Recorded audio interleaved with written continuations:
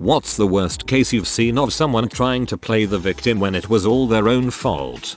I was in a crowded parking lot, driving around looking for a space. There was one car ahead of me. The car ahead of me stopped, so I stopped as well. I'm not sure why she stopped because there were no empty spaces and no one was pulling out, but whatever. Then, before I even had time to react, her reverse lights came on and she came flying backwards towards me. I didn't even have time to honk. She slammed into the front of my car, got out of her car, and started screaming that I hit her.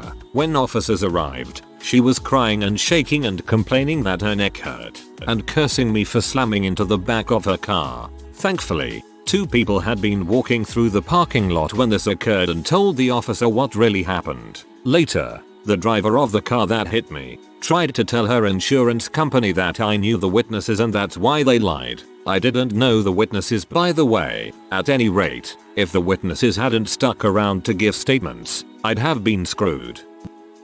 My mom ruined my courthouse wedding, called me selfish and made fun of my shoes on my wedding day, and made me swear to her that I wouldn't tell our family I was getting married until we had a big ceremony, then proceeded to go behind my back and tell people anyway. She is now genuinely surprised that I am upset and going around crying to all my aunts and uncles about how her only daughter will not speak to her.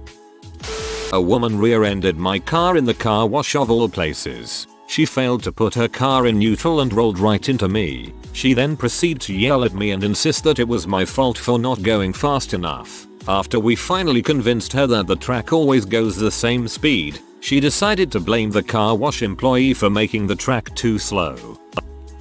My friend's sister, she doesn't feed her kids nor send the oldest one, 7, to school. Her neighbors reported her to CPS. And now she's posting statuses about how cruel people are for separating a mother and her kids. An older lady walked into a construction area where she knew she wasn't supposed to go just to snoop around when the workers weren't there and then sued because she slipped on a plastic floor covering. She worked there. She knew the area was off limits. Did it anyway. Sometimes my children ask me why they've met my mother but never met my father. I tell them he died a long time ago when I was a kid. In reality, my dad used to be an abusive drunk, and my mother had to kick him out because he used to beat on us kids. We used to spend weekends at his new house, but around the time I turned 10 he told my mother to stop dropping us off, and gave her a shoebox full of all the pictures he had of us. We tried calling him on holidays every now and again, but he finally just told us to stop contacting him altogether. Last year my mother passed away, and he decided to reach out to me and expressed he had changed and wanted to make things up to me. I told him it was okay. I filled him in on how I was doing in life and sent him pictures of my children, but I expressed I was already a man and don't need a father anymore, but he was forgiven for the 20-year absence. He then proceeded to tell me that I'm horrible for pushing him away and abandoning him, that he was dying and just wanted to fix things. So I just explained to him, it's already forgiven, but he abandoned me and I had no time for his foolishness. I wish things would have been different, but he's too much of a bad influence to allow in my children's lives. I hope everyone who shared a similar experience can find happiness regardless of us having crappy upbringings. You're a good parent and good person for being firm with him. Facebook drama from a few years ago. This girl was leaving a bar drunk, and she backed her car into the car of someone she was an acquaintance with while exiting the parking lot. Then the next day went off on him for telling the police he saw her do it, when he knew she was poor and could have just said he didn't see it and had his insurance pay. She kept digging a deeper hole and all the replies were like, "B, don't drive drunk." It was glorious. Insurance would pay for it either way, but this way her premium goes up, not his. If he reported it as he didn't see who did it, it would show as an at-fault accident on his driving history, if in the US. My ex-husband got arrested for having child pee. He blamed me, saying it was my fault. He was so depressed he went looking for it. Some follow-up, his depression defense worked. He was given 8 months house arrest, no jail time. Fast forward several years to now, he is sitting in jail awaiting trial, charged with first-degree physical shaming and abuse of a minor. This is messed up. I'm sorry you had to go through that.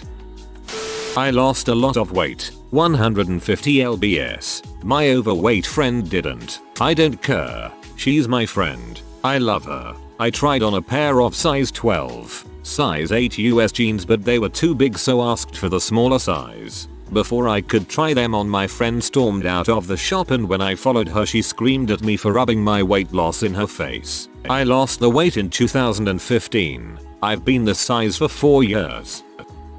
I once witnessed a car accident where a lady blew a red light and another car, whose light had clearly turned green, didn't see her and hit her broadside. The innocent driver had her view obscured by my vehicle also entering the intersection. I was able to stop, but she couldn't. After the impact, witnesses stopped to help, and the lady who ran the red light tried to argue she was going through on a yellow and that her neck hurt. Apparently she had the nerve to attempt a lawsuit over it, because I was later interviewed, deposed, over the phone by crazy lady's lawyer who tried to trip me up by saying another witness claimed to be the same place I was. Too bad, man.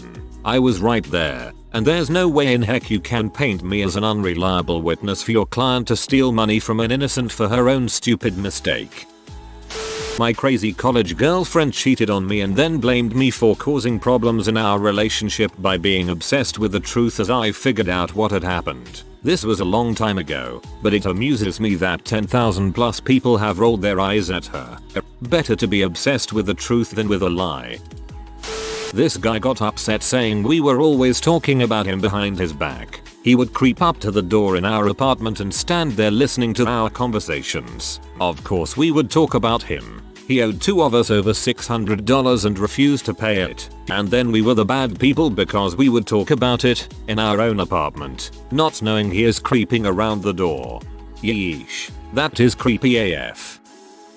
My best friend's ex-girlfriend. Basically her ex was kicked out of her parents' house when she told them she was a lesbian. She moved in with my best friend since they were dating at the time. At first she told my GF that she was too depressed to find a job. My best friend was okay with that even if it meant she'd have to work more, which she did. She even found a second part-time job. For the next 6 months, whenever my best friend asked her if she found a job, she'd always get the "I'm too depressed" response. Eventually my best friend finds out her girlfriend cheated on her. Her excuse for cheating was "You're always at work and never have time for me. I need someone who will be there for me." My best friend kicks her out and then her ex blames her for having to move back in with her parents. The kicker. Turns out her parents never really kicked her out. She was just tired of them telling her to get a job. Whoa, real piece of work, that one. Local business owner friend asked a lot of his regular customers to invest in his new business in Atlanta by buying shares. I bought in, knowing we wouldn't break even for at least 3 years, but that he could sell religion to the Pope. Had losses for 2 years, break even at 3 as predicted. 4 years in, he closes the Atlanta store and opens in another town. But this time he's doing it all with his own money. Bulls. He's doing it with the inventory and proceeds from the Atlanta store. Even has a shiny new house, cars, the works for his new venture. He's shocked to the core. And hurt, I tell you. Hurt and disappointed when all the shareholders took him to court. Our lawsuit basically never got off the taxiway. And as one of the good redditors below mentioned, it soon looked like the cost of going through the courts would quickly outpace our losses. People started dropping off and it fell apart. The original store and the Atlanta store were closed. Those bridges he well and truly burned. The final store has changed names but appears to be going strong. No way in heck will I name the business. I don't doubt for a second that while we smaller potato investors weren't ready for a long court fight, the owner would have no qualms about bringing a defamation suit against me in a heartbeat. Sometimes, karma is just asleep at the wheel and you have to accept it. My sister's friend was beaten up by her boyfriend and stayed the night downstairs of our house with her 3 kids. Next day he comes around, starts cursing her out saying she stole his kids, grabs the baby and starts walking away with him. She chases him trying to get the baby back and he punches her several times in the face. My brother intervenes and separated them. This butthole leaves and brings back the cops to arrest my brother for assault. My brother, our whole life, has blamed our middle class upbringing for him taking zero responsibility. He's basically a 40-year-old version of no one gets me. He spends his money recklessly, has turned down opportunities to advance himself in lieu of making YouTube videos in his shed ranting about how richies keep him down. It's pathetic. Richies. Damn it. Stop calling me Richie. It's Richard. And will you please get back to work?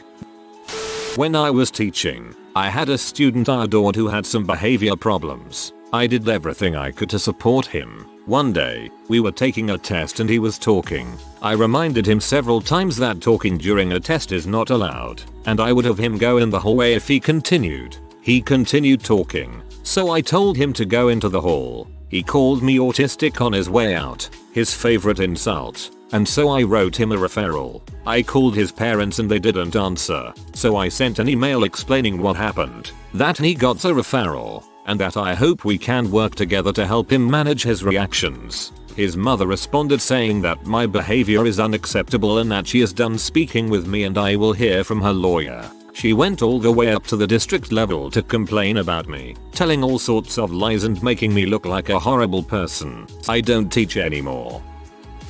My mother. She pulled the old going to the store routine when I was a kid. She called 3 days later from halfway across the country bitching because dad had shut off the credit cards. To this day she tries to make my father the bad guy for her failed attempts at abandoning her family. They divorced shortly after, and I stayed with dad. I've always been second rate to her for being, in her words, disloyal. Your father was a smart man. My fiance's manager tried to strong arm her into staying at her current job instead of taking one that won't destroy her mental health, then cried about how no one at work likes her.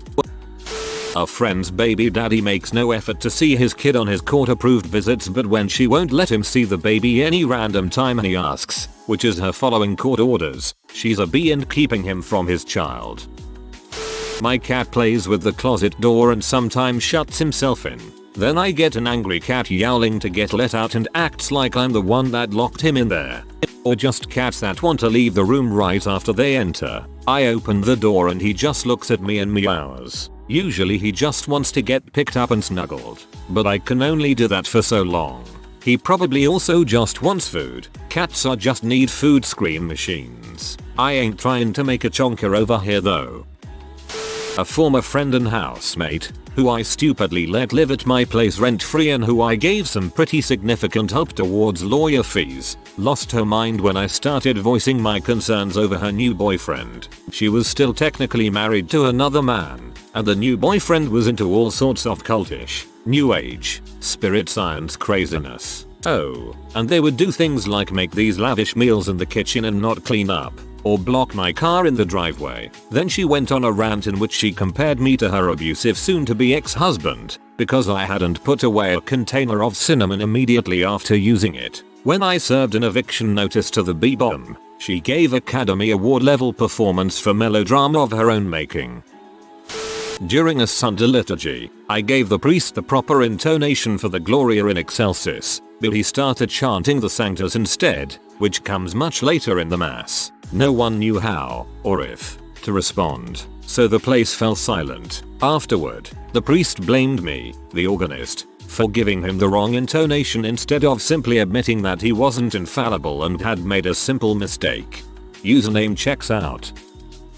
My 50-something-year-old mom's very frequent non-sober calls in hysterics about how her life is ruined. This was after she turned our lives upside down with her alcoholism and drug abuse throughout our childhood, went to rehab 5 times and relapsed every time, was given literal countless chances by my dad and family to start fresh including amazing job and housing opportunities, nearly bankrupted my dad, forced him to move and raise 6 children on his own, and eventually lost relationships with all of her family and children except me, up until 2 years ago when I received a call that she fricked up again, got herself kicked out of her free housing arrangement and lost her job before it even started, forcing me to go pick her up on the side of the road and crash at my apartment for the night. I remember when I was scrambling to hide all of the alcohol and pills in my place before getting her, then picking her up and her crying that my dad was still ignoring her and wouldn't give her money anymore. It really hit me that I'd finally had enough. Victimizers. Am I right, guys? Yeah, there is an end to the rope. My ex cheated on me and I left him. He said he cheated because he felt like he couldn't please me in bed and it made him insecure. Mayo.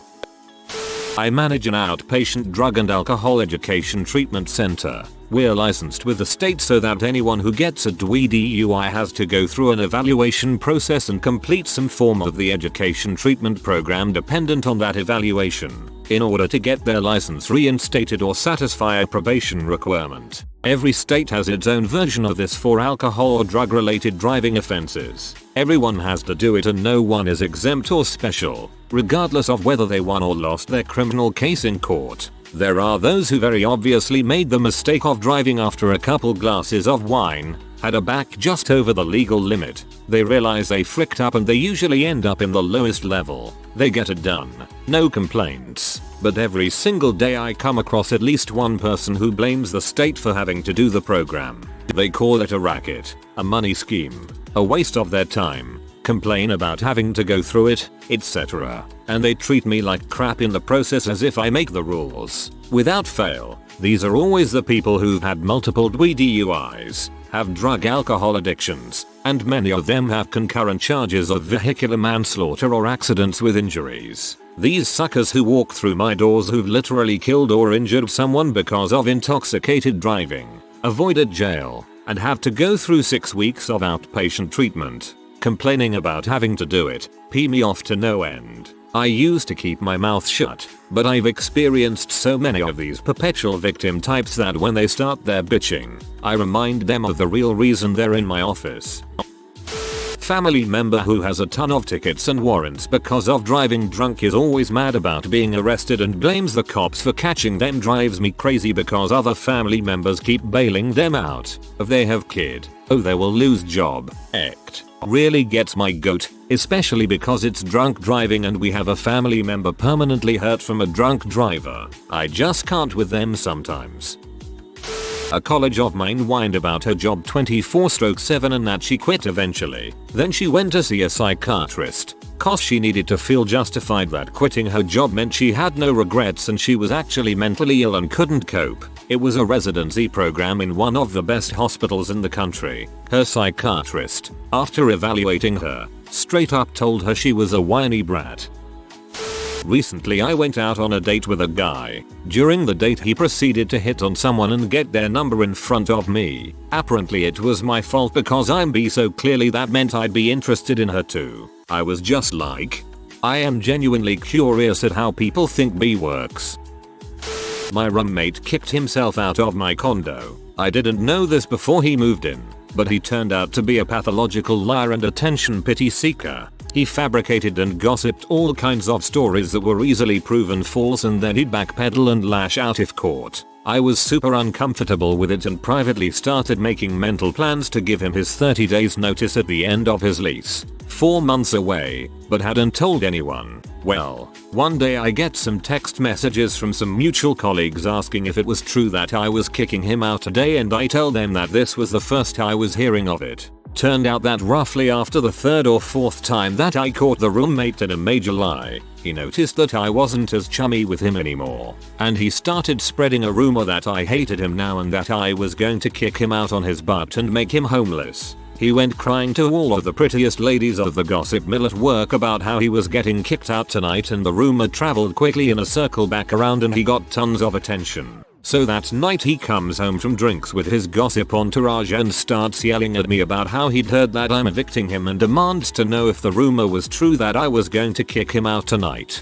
I told him nope. I had no idea what he was talking about. He starts ranting and raving about how gossip gets around and continues accusing me. I tell him point blank that I don't know what he's talking about, because I wasn't planning on evicting him today and I had never talked to anyone about evicting him. But I was upfront about my intention to give him notice at the end of his lease. He starts yelling what date and then cuts me off and gives himself 30 days notice from today and starts accusing me of kicking him out before the holidays. Then he stormed off and updated his whole gossip train that he had been kicked out tonight and that the rumors were all true. The next day he found a friend's couch to sleep on and another room to rent by the end of the week. And up the gossip to Billy hates me so much they kicked me out onto the street that night. So he turned his own rumor that he created about himself into a quasi-reality. He did leave my home that day, but not on my doing. My home and my life are 1000x more peaceful now that he is gone.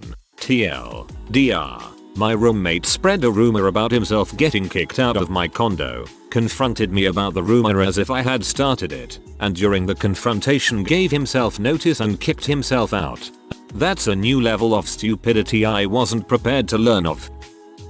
A girl I know who's a complete drama queen got extremely drunk a few weeks back and got into her car to go to her ex-BF's to start crap with him. She put the car in drive and passed out. It rolled forward and hit a vehicle that was parked in front of her. When the police showed up they found her passed out behind the wheel, with her car in drive smashed into another car, and charged her with driving under the influence amongst many other things. She wants to fight it because she technically wasn't driving at the time and because the police were bullies for arresting her. She's going to start a GoFundMe because she needs money for a lawyer to go after the police and teach them a lesson. All she does is complain about how they were being unfair and should have let her go.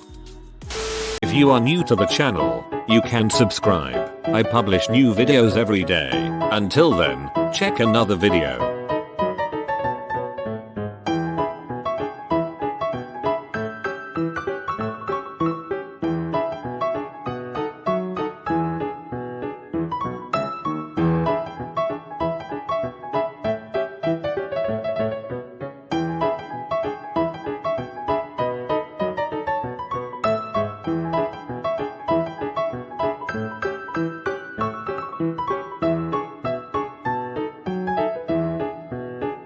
Bye for now.